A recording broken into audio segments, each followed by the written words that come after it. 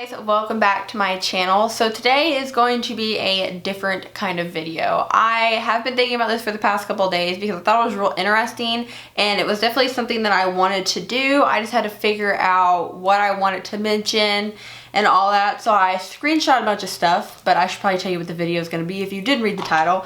This is an anti-haul video. I got this idea off of I think it was Facebook or some video on Facebook. Like weird things get shared on Facebook. That's where I saw it from.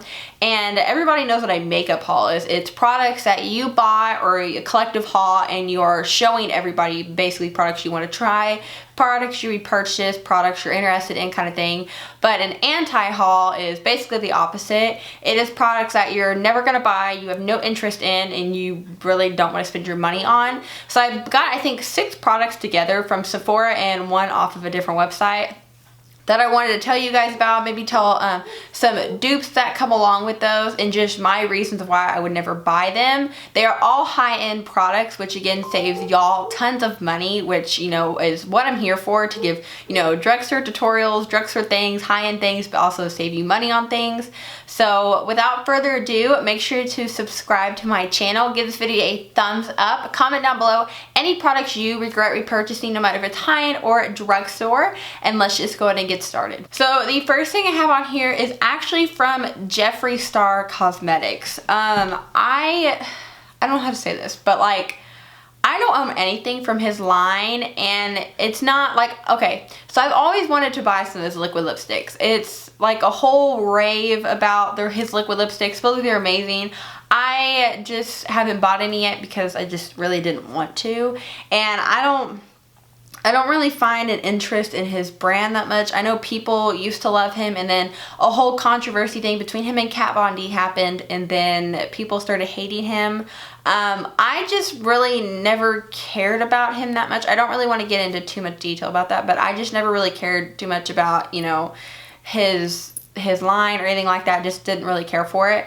But the one thing that I will never buy from that line, because I see really no use for it. I feel like it's just one of those products that are put out there just to maybe fill a space, or to maybe make people think like, oh yeah, I could wear that.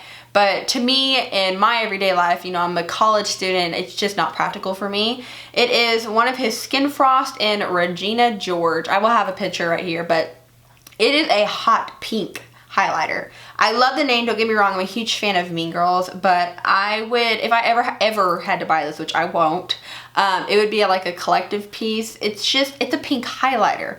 I don't see the point of it, because when you're highlighting, like, you're using a more cool tone, more frosty, maybe more golden, or if you're darker, you can use more bronzer tones. It's just, you stay around kind of those realm of things, and to put a pink highlighter in your face, I mean, it's just not my cup of tea. Now, if you are out there and you can wear a pink highlighter, I give you major props, because I could not pull that off. I feel like I would look so weird with it on, and it's not something I like every day. So this is definitely one thing I would not buy, and it is $30, which is kind of expensive. You can get an Anastasia Glow Kit for $40, so that's also another reason. Now, all the rest of the stuff is from Sephora, and this is stuff I literally would never buy.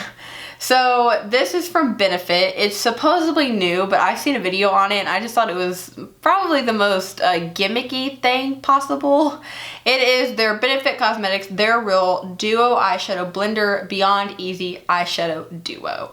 So it comes with this thing. It's in a little pan. It has 2 eyeshadows in it. One's darker, one's lighter, and it has this little sponge tip in it. And you're basically supposed to take the sponge and roll it across the shadow and then roll it onto your lid.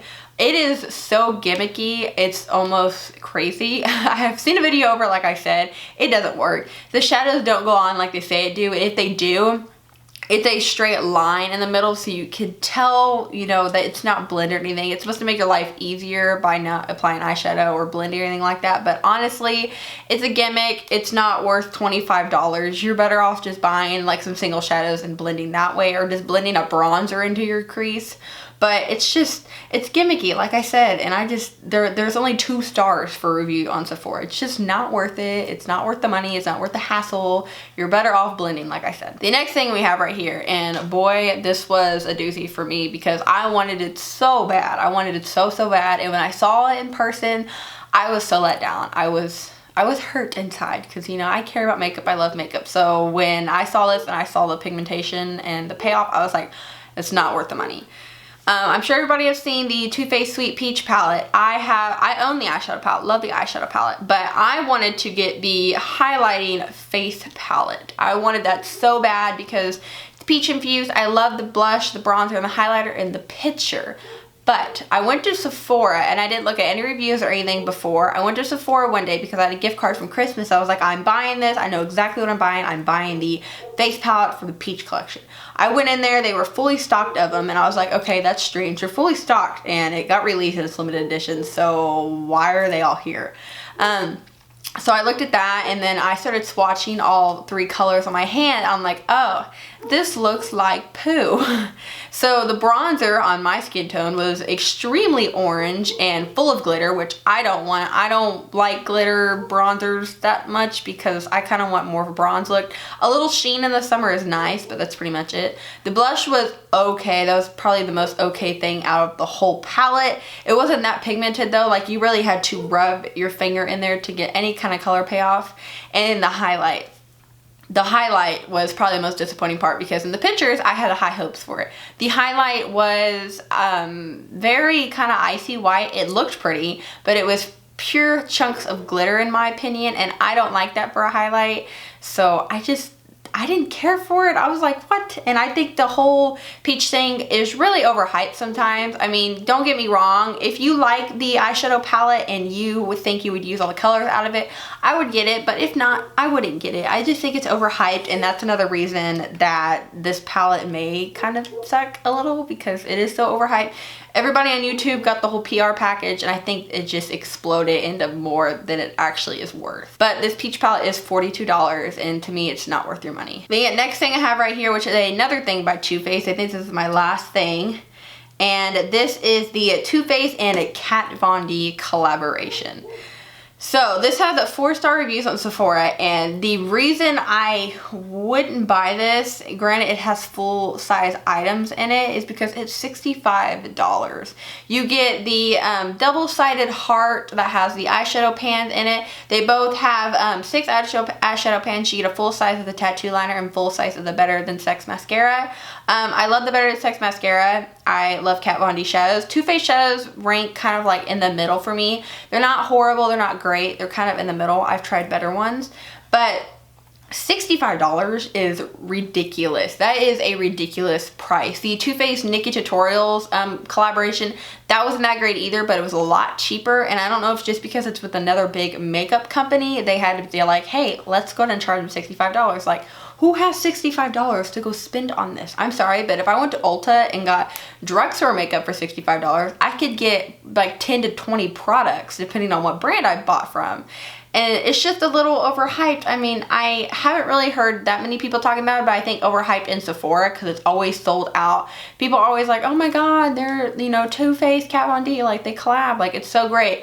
Yeah, it is great, but I think the price point of this, and it's just for 6 shadows and 2 full-size items, it doesn't impress me. 2 things left. This one is from Urban Decay. It's the Urban Decay Full Spectrum Palette. This is originally $40. It's actually on sale right now for $35. And I just don't care for this. There's one reason why.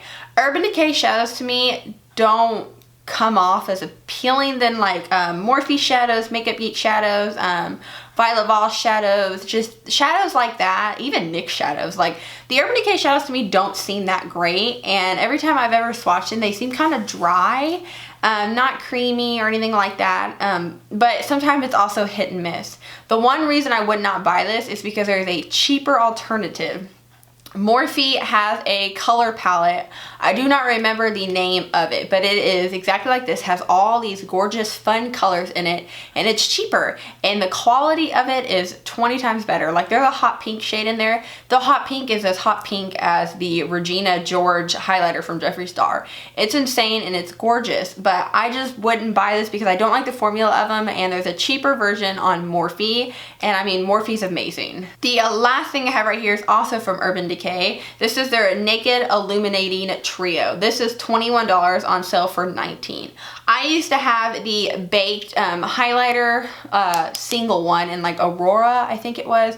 I returned that because it's horrible. There's no color payoff. It's pure dry glitter. It's not like a normal highlighter should be. Real creamy, real frosty, you know, or even a natural highlight per se. But these are horrible. I've seen them in stores, and like I said, I own the big one. They're chunky, they're glittery. The bronzer really has no color. The blush is okay, but they're not enough to, again, spend $21 on. You could spend $21 and get something else. You could even buy a beauty blender for $21. But this is not worth $21, and I know the full-size ones are even more expensive than this. But I mean, if you like the more like glittery look to your cheekbones, you would love this. But for me and my personal preference, I didn't really care for this. This is why it would be a product I would never buy. So that right there is my first anti-haul, and that was kind of fun, I have to say. It was fun finding products I would never buy and then sharing them with you guys. So if y'all would be interested in seeing these types of videos, maybe like once every 2 months or 3 months or something like that, once new products and everything come out, because spring is coming around, let me know. Just give this video a thumbs up and comment down below, because I think it'd be real fun just to talk about stuff that I would never buy. It's always better to save money than to spend money on stuff you don't like or would never use. So I hope you guys did enjoy this video. Make sure to subscribe before you leave, give it a thumbs up, and follow me on all my social media. It is always linked down below, and I will see you guys later. Bye guys.